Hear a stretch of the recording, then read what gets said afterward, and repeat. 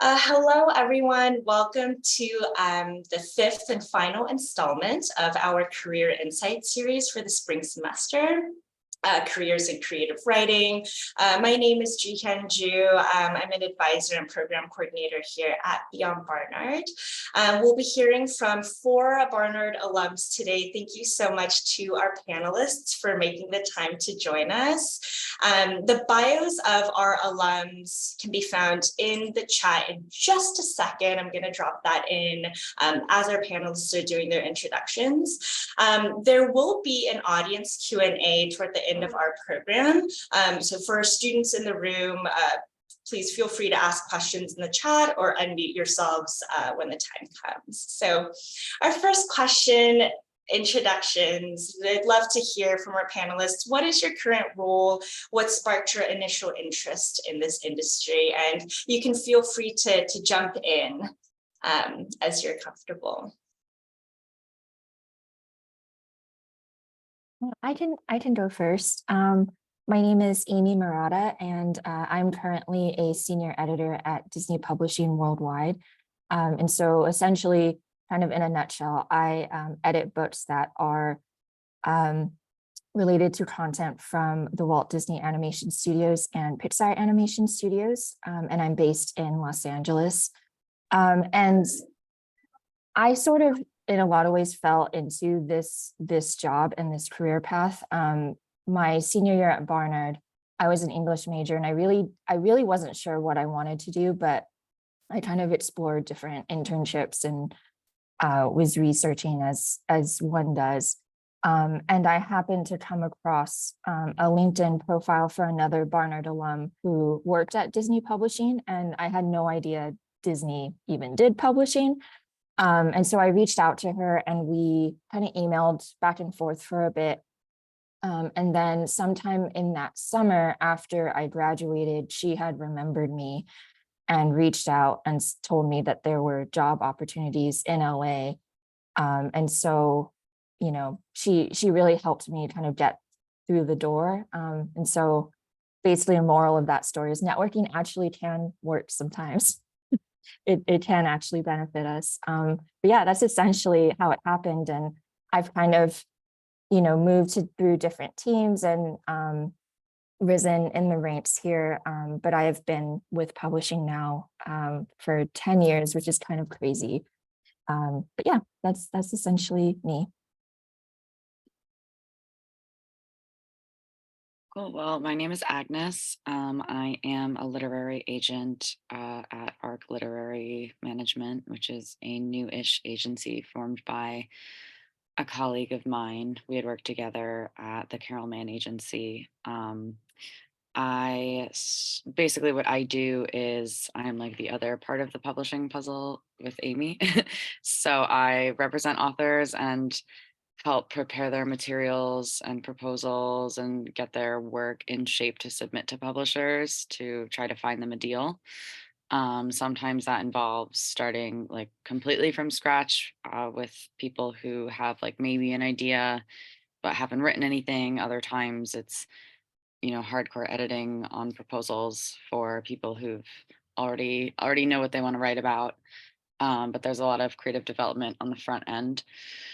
And then once they get a publishing deal, I work with my authors to guide them through the whole process. I got my start also through sort of happenstance. A friend of mine was babysitting through Barnard Babysitting, ironically, for a woman who is a literary agent at the David Black Agency, and she needed a new assistant. And so my friend put us in contact, and I didn't like even understand anything about publishing at the time, or what an agent was, or a publisher, or an editor, any of that. But I was an English major at the time. I was a sophomore at Barnard, and I was also starting my creative writing concentration because I knew I loved editing and writing. And yeah, similar to Aimee, just networking kind of like worked out in that way. I wound up working for this agent for a while and then decided that I wanted to, you know, pursue publishing as my career path.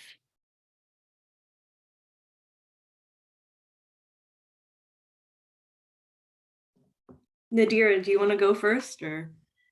Sure. Yeah. Hi, I'm Nadira. I am a literary slash like IP assistant at a management company called M88 out here in LA. I also got this job through like a Barnard connection. A mentor of mine, I told her I was living in New York after I graduated, and I told her that I was going to move to LA.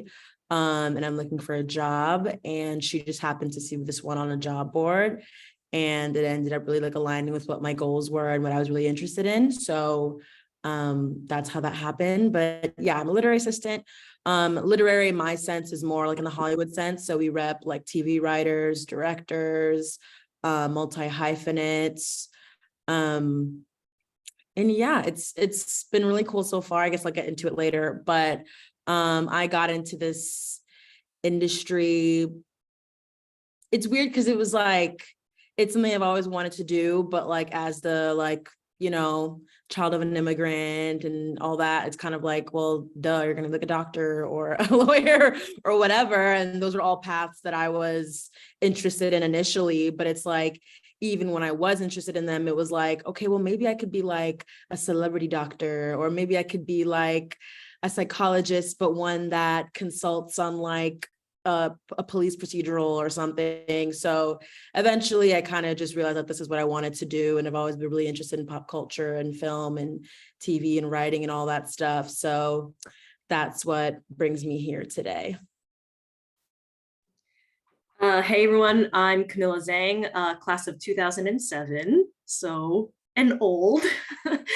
Hello. I have been in the comics industry since 2008, and currently freelancing for a company called Z2 Comics, which releases licensed like graphic novels from different bands and musicians and celebrities like Emily Hampshire of Schitt's Creek, Janis Joplin, Iron Maiden. I'm currently working on a K-pop graphic novel based on the band NCT 127. So that's fun. I was actually full-time at Z2 Comics until this January. I was let go because of budget cuts. That's pretty common in the publishing industry, you'll find, and you've probably seen on the news. So it is not a industry to go into if you really want to make money, unless of course you get into entertainment, but even then it is a little difficult. I first got into comics when I was, a kid, watching Batman, the animated series, reading Archie comics, devouring other comics as I got older. I never thought that comics would be like a path that I would pursue. Like Nadira, I was on the pre-law track, entering Barnard and child of immigrants, etc. But then, taking my first English course at Barnard, I was like, wow, this is so cool. And then taking my first creative writing course here, I was like, this is amazing. And it's like what I want to do.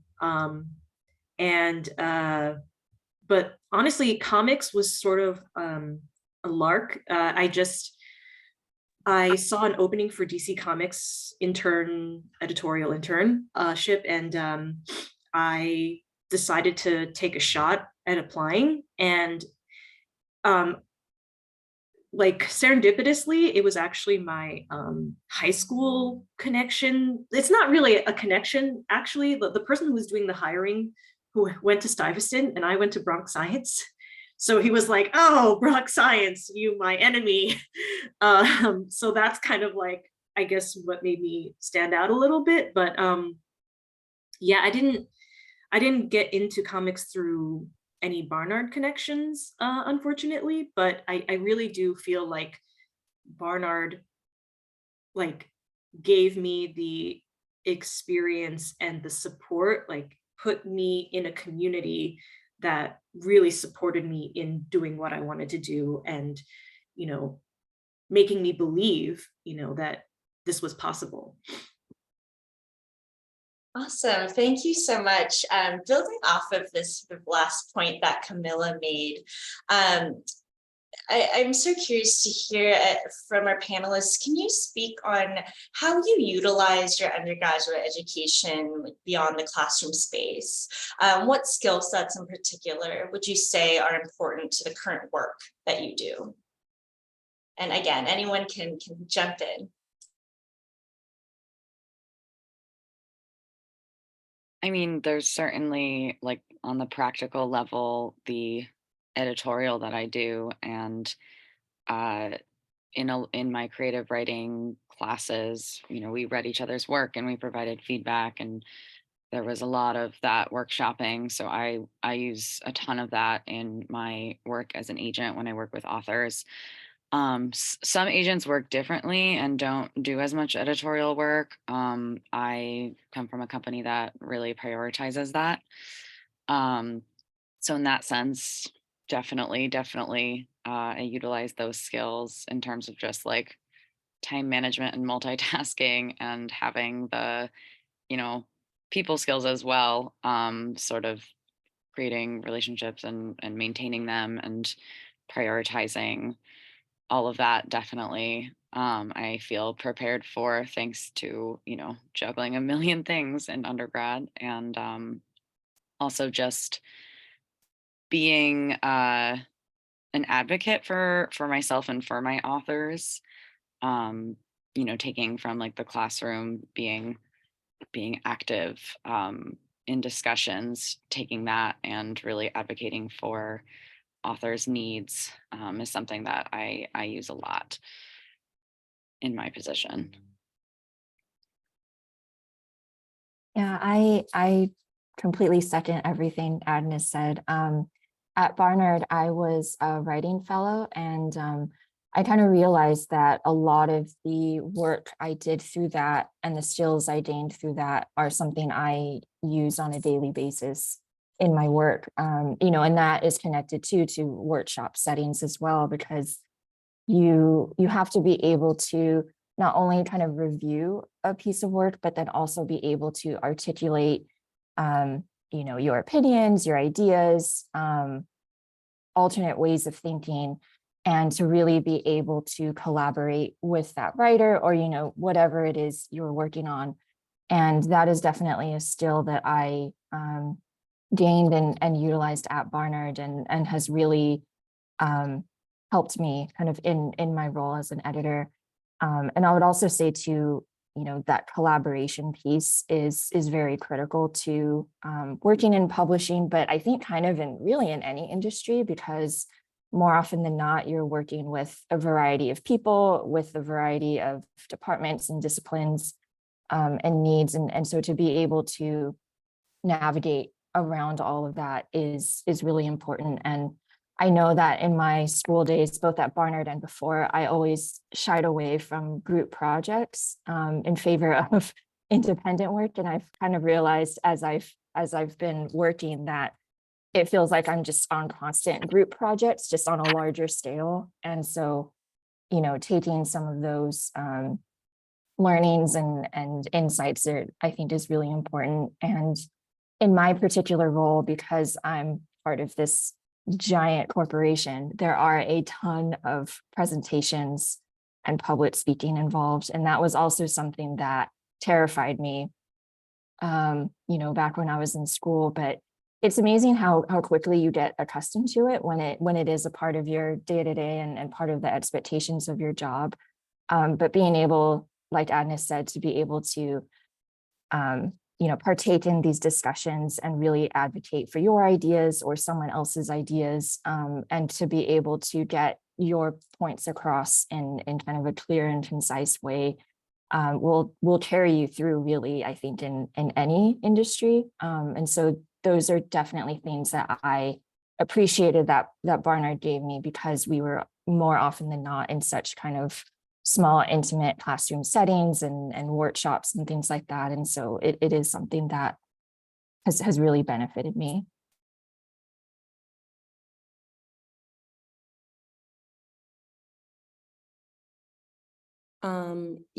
Those are all like really good points that I would agree with as well.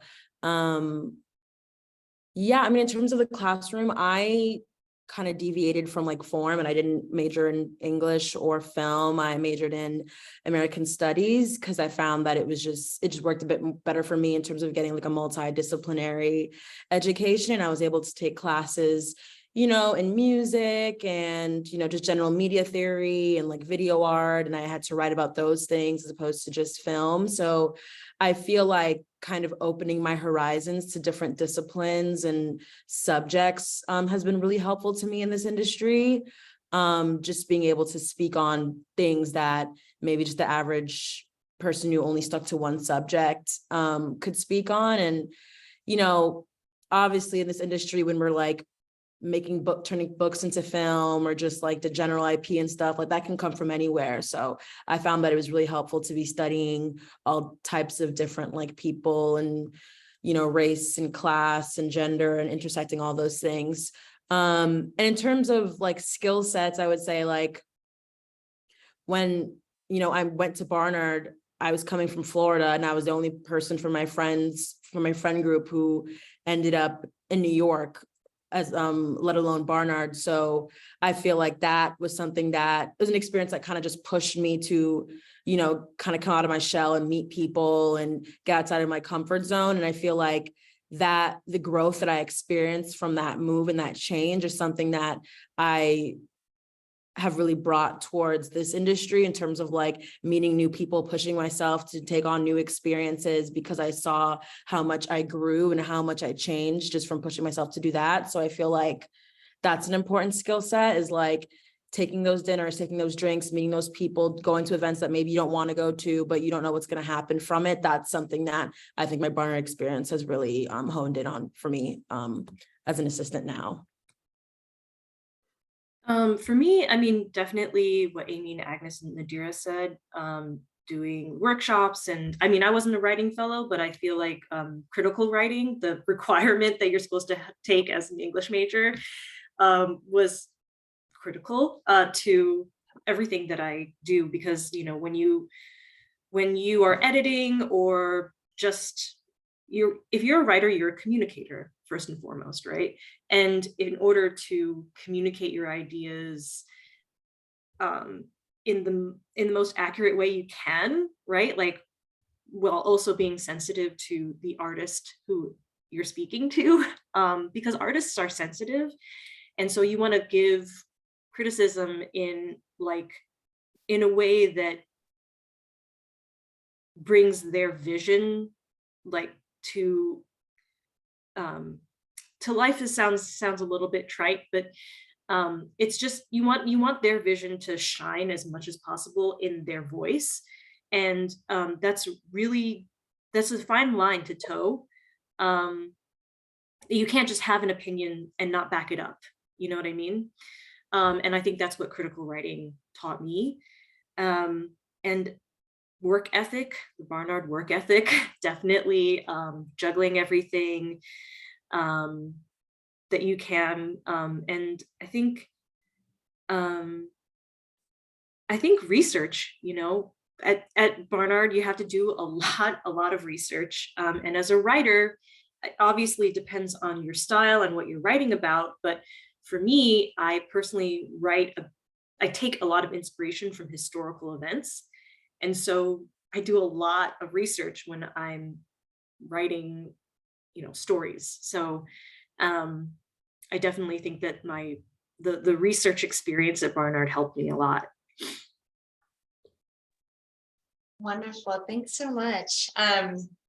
I do have to say, I love that these first two questions have brought about the importance of networking. Nadira, I love what you said here in response to this question. At Beyond Barnard, we talk a lot about networking. We have a lot of conversations about networking. And so I'm liking that. We're seeing a range of different work across this panel. I'm curious to know, what does a typical workday look like for you?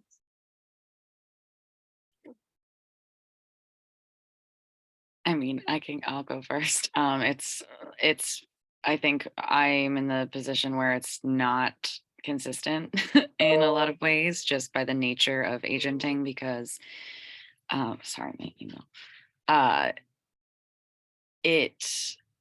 It varies in terms of the types of roles that you are playing from day to day. Some days I'm an editor, some days I'm negotiating contracts, some days I'm researching new potential authors, some days I'm, on the phone a lot. It really because an agent is sort of like wearing a lot of different hats. My day to day can look very different. I try to carve out like a certain amount of time for administrative work and a certain amount of time for creative work each day, so that I'm balancing that and don't wind up spending too much time in one field and neglecting new business, or the other way around. So definitely day to day is different. I also I had been a full-time employee and assistant at an agency, and then left that to become a full-time agent and work solely commission based. So my day to day has definitely changed and involved like side jobs and all that. So it's definitely been an interesting transition and balance. I make my own schedule now. Previously I had been like 9 to 6 in the office for Carol Man every day, but now I'm juggling that and I'm juggling another job. So it's really like I work at the times that work best for me. And sometimes that's 11 o'clock at night. Sometimes that's normal 9 to whatever in the library. It really depends. So yeah, for me, it's very sort of all over the place. But finding ways to carve out and schedule times for specific tasks is very helpful, so that I don't, wind up all over the place.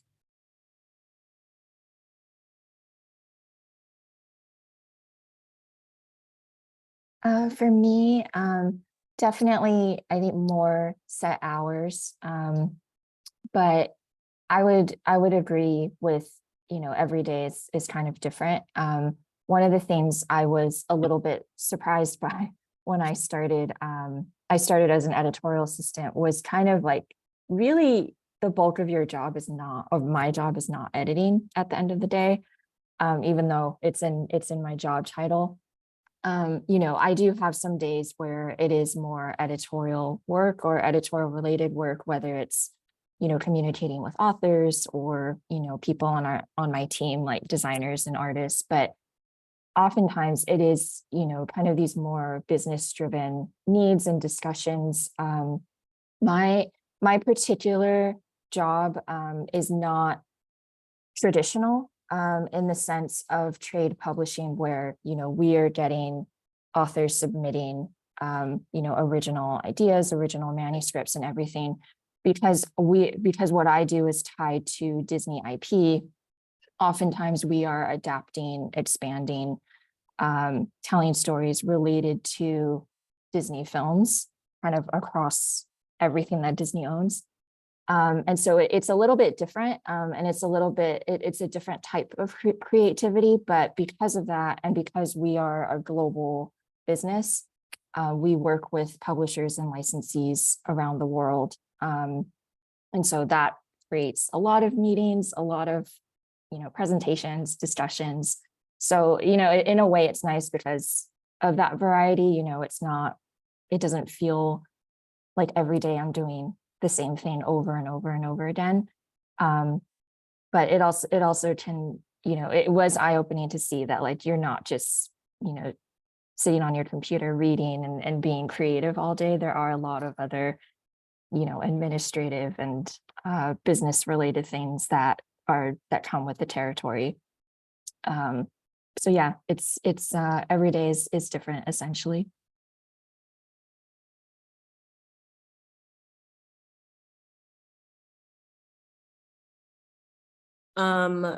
Yeah, so day to day, sorry, I just got a call. I'm an assistant. So every day is definitely different, especially because I work in representation. So it's really always different. I work for 2 managers who, like I said, rep like writers, directors, multi-hyphenates, things like that.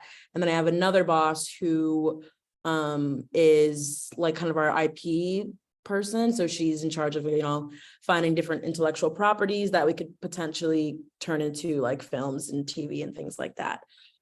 So between the 3 of them and all their clients, it's always just juggling a lot every day.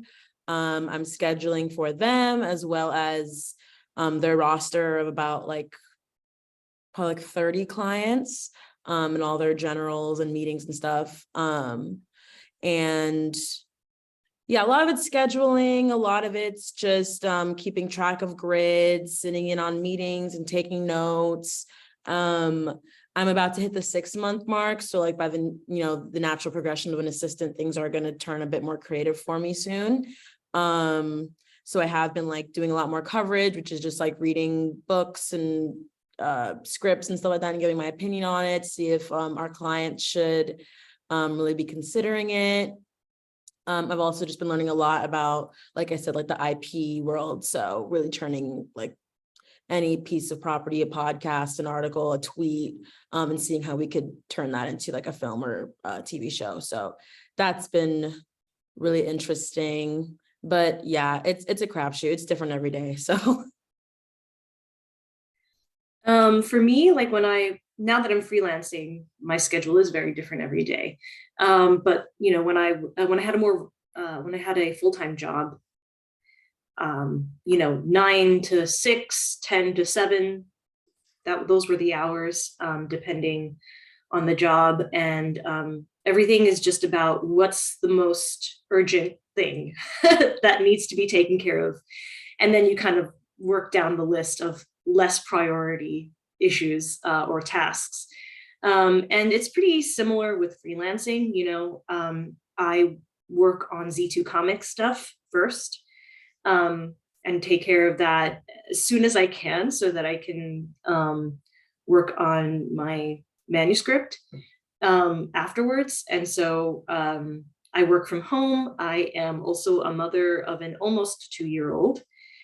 And so wake up 6 or 5:30 or 7, whichever. Send the kid to daycare around 8, come home.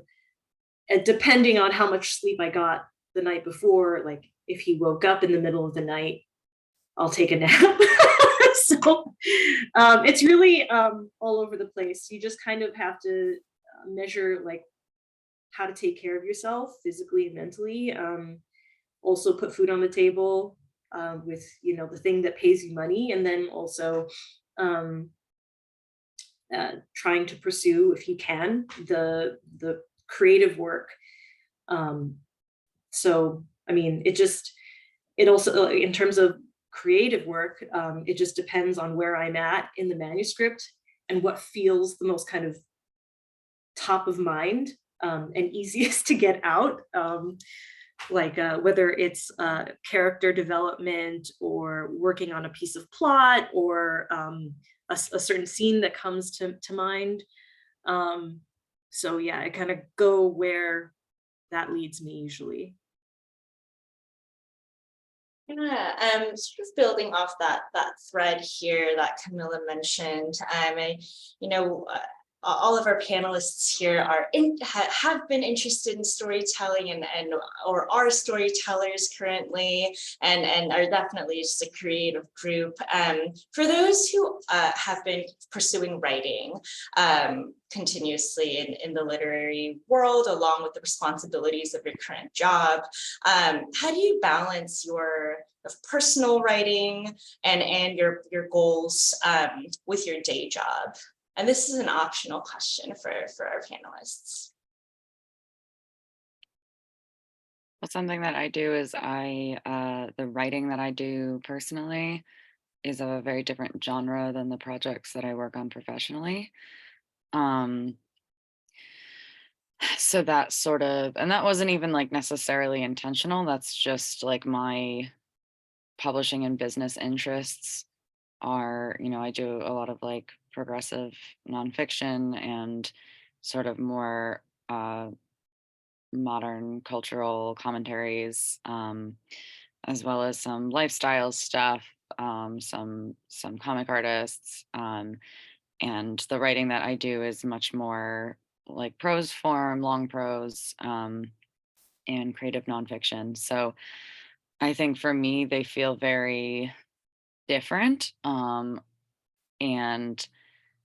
it can sometimes be discouraging because like I watch the sausage get made every day. And so in terms of, but I work in traditional publishing, which is also only one uh, way to pursue a writing career. So like when I think about my writing, I don't think about it as something that I personally would go the like traditional like trade publishing route with. So it just feels like two very different buckets, like not only in genre but also in the approach.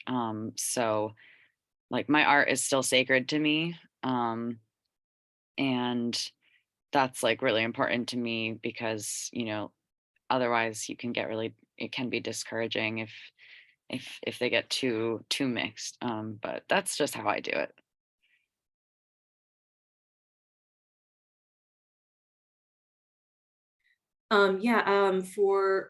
For me, I edit comics. I've been editing comics for a long time. And I also do write comics, but it's not my primary form of storytelling. I also do prose fiction. I do a lot of, I guess I hate to say it this way, but like hybrid stuff, like genre that's like upmarket, literary. Oh yeah, that's a thing that maybe undergrad they won't teach you this. Upmarket. Upmarket is slightly different from literary, whereas like I suppose Agnes, you could speak to this, but upmarket is more like slightly more commercial than literary, you know. So that's the kind of stuff that tends to get adapted. But yeah, I think I mix a lot of fantasy or thriller into my work, that in terms of genre, but juggling a day job when I was child free and also like had a more regular day job, it was really difficult, extremely difficult to balance creative work with my day job because capitalism, hey. Yeah, it doesn't allow for a lot of the emotional sort of space you need to create. It doesn't really allow for that, and it can be very, very difficult. It involves working at night, working on weekends, or not working but writing, which is kind of work, and it depends on how emotionally attached you are to the day job. So in the beginning, especially for me, like I was a comics fan. My first comics gig after the internship at DC Comics was at Marvel.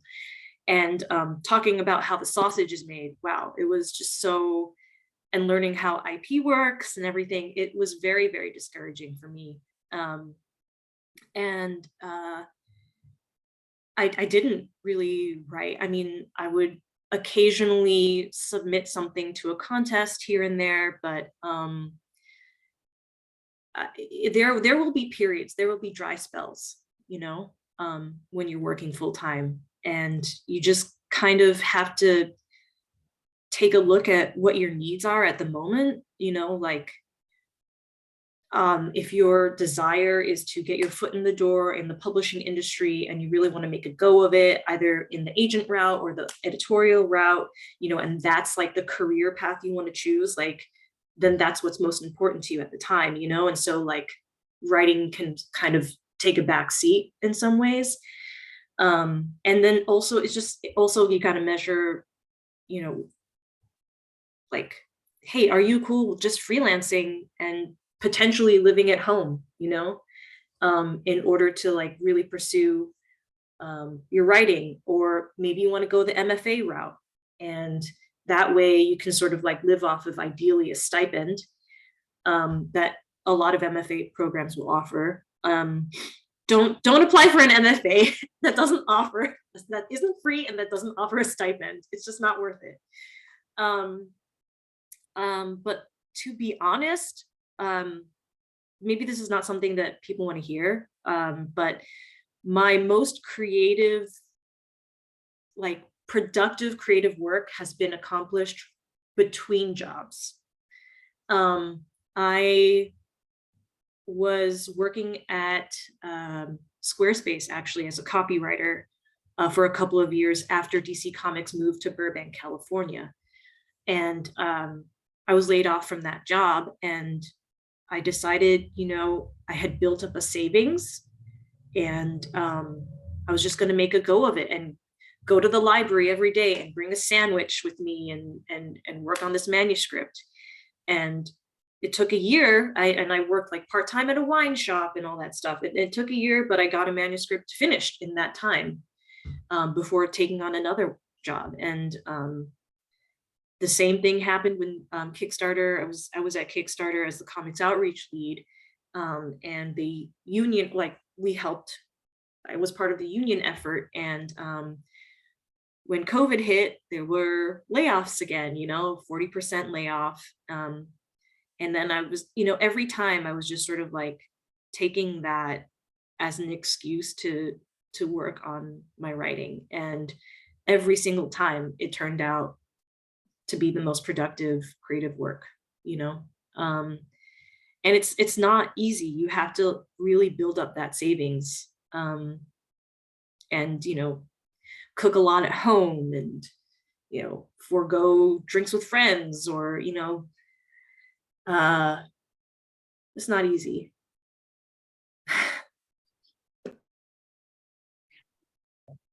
We are reaching sort of our final question here. So for students in the room, feel free to start putting those questions into the chat. You can also let your question marinate and unmute yourselves when the time comes as well. But for our panelists, what advice would you give to students who are interested in pursuing this career path but are unsure of where to start?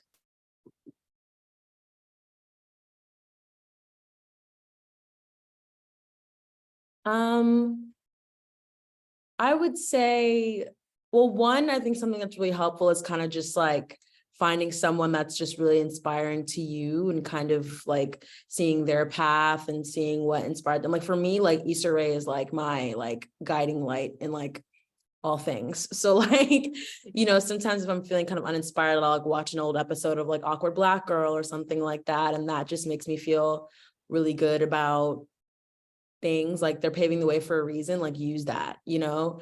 Even like a huge part of why I decided to change my major from psychology my first year of college was that Greta Gerwig won like the Golden Globe for Lady Bird, and I was like, well, we went to the same school, so I can do this too, like, you know what I mean? So I mean, that's always super helpful. But like too, also like I feel like for a long time I kind of like fell into this trap of like seeing my peers make things or like write things and being like, this isn't even that good, like I could have done it, like whatever. And I just really, if anyone's feeling that way, like I think like push that to the side, because like they made something and you didn't. So like push yourself to make something, and you know, then you can evaluate other people's work. Because I feel like a lot of times I was just like a critic, and if you're not actually making anything, you're just a hater. So I really push you to just make your own stuff, and then you can like kind of chat.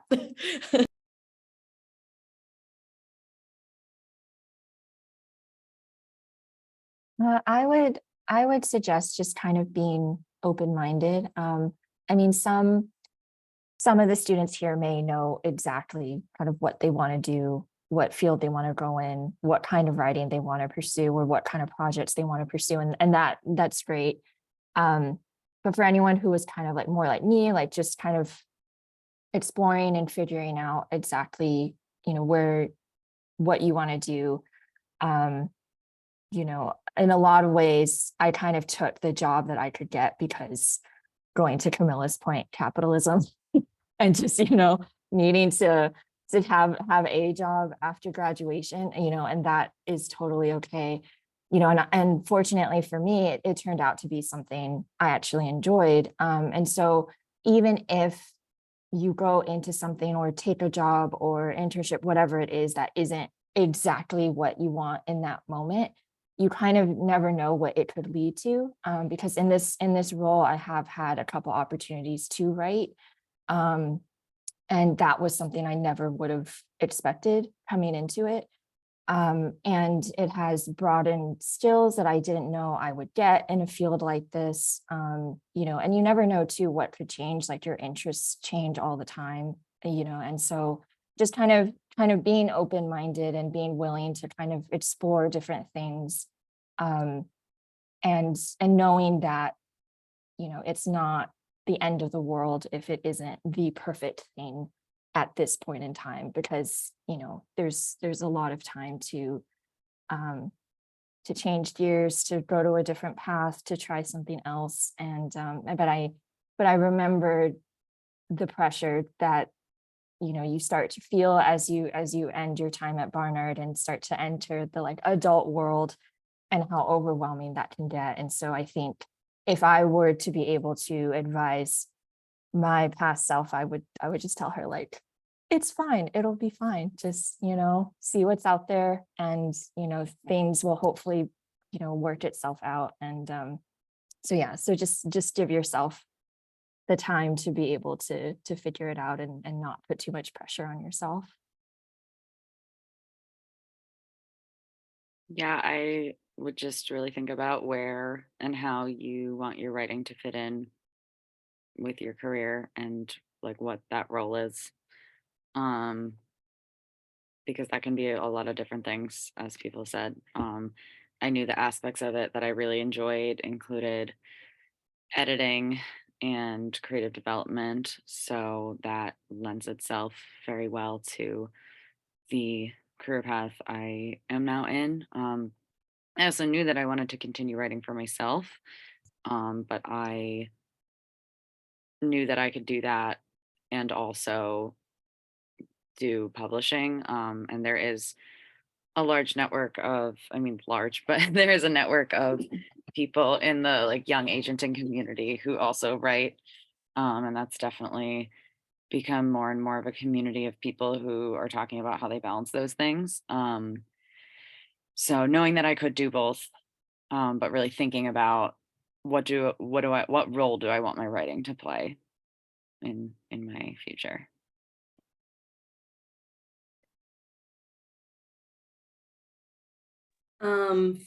I guess like there's a two-prong or two sides to what I'd probably suggest. Specifically, if on the writing side, like on the creative side, there's kind of the practical advice, and then there's the emotional advice. So the practical advice is build up that savings. You will need a cushion, like regardless, whether you become a writer or just a professional. We live in a capitalist society. You need money to survive. So work on building that savings. I don't think they offered financial literacy when I was at Barnard, but I really feel like they should. That should be just a class that they provide as a requirement. But yeah, luckily there's a lot of stuff on YouTube actually now that will teach you financial literacy. So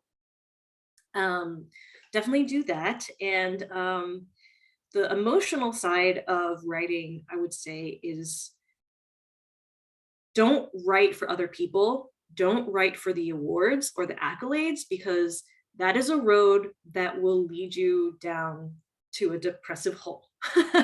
And it will also take away your voice, and sort of the fulfillment you feel from writing. And so that's the kind of the core emotional piece of writing, is is to write for yourself. Write what gives you joy or catharsis, or both. Ideally a work should do both, in my opinion. But And then for kind of the professional like career thing with working in an industry, I would say the best advice is similar to Amy's, is where you kind of want to be as open-minded as you can. And, you never know where the opportunity is going to lie. So you sort of just put yourself out there and just see what happens, reach out on LinkedIn. I've definitely responded to Barnard alums who've been curious about my career, and typically a Barnard alum will be pretty responsive if you're also a Barnard alum. So don't be afraid to ask questions, and also like allow yourself to fail, because it'll happen.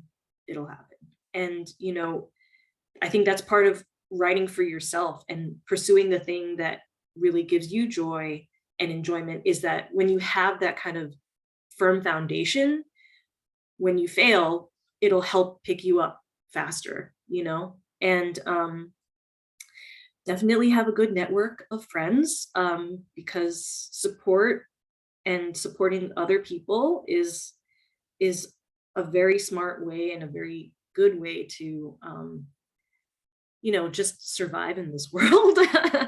I'm sorry, but there's no way anybody can have it all. No one's perfect. Allow yourself to be human. Just allow yourself to be, that's it. Thank you all for such thoughtful responses. I think that's one of the more difficult questions to answer as a panelist. So I received a question from student Lilibeth, and just a reminder to our students in the room, start putting those questions in the chat. You can also unmute yourselves, but from Lilibeth, what are your favorite parts of your job / what excites you about your job day to day?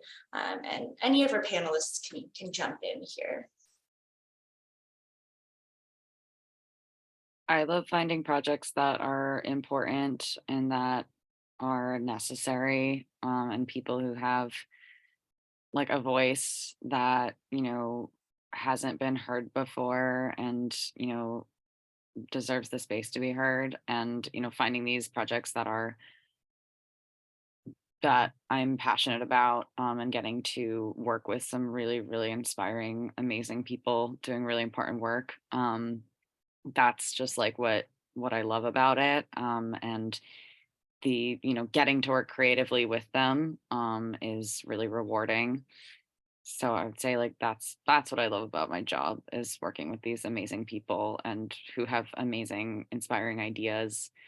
It's also fun to like, in sort of more pop commercially like projects to, find them online and like be like, oh, I'm going to reach out to this person and I'm going to like, finding talent in that way is fun. But the really amazing, talented, inspiring people that I have the privilege of working with is really like what I love about my job.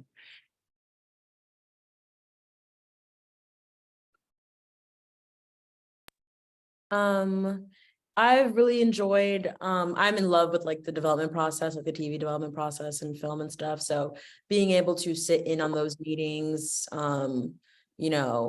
just from the ground up is awesome.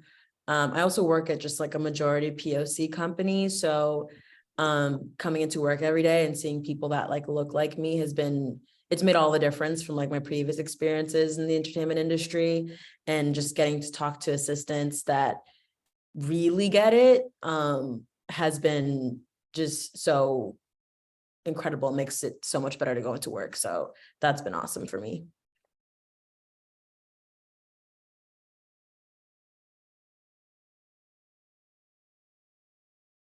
I would say, I mean, this might be kind of an obvious answer, but one of the really nice things about being in book publishing is that you get like this physical representation of all the work, all the hours, all the discussions and the negotiations. At the end of the day, like you have this book, hopefully you have this book that you can hold and look through, and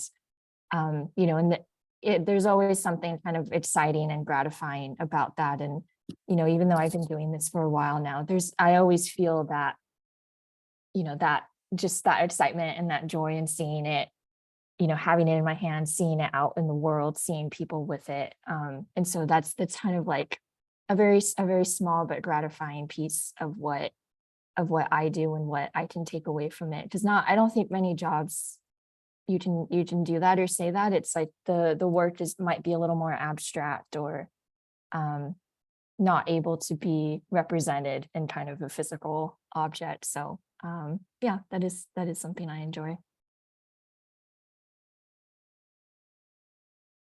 So I'm going to smush these two questions together.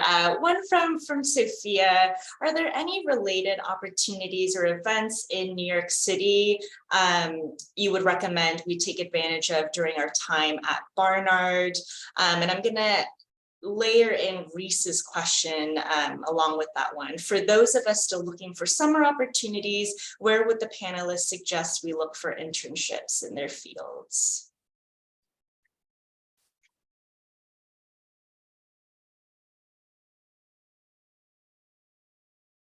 I'm trying to remember exactly what I did, but I'm pretty sure I went through like Barnard's kind of development side of things to find my internships, because I did kind of a couple of random ones. Like I interned for a literary agent.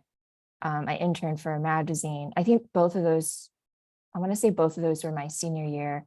And I got both of those through that Barnard kind of site or search engine, and applied through there.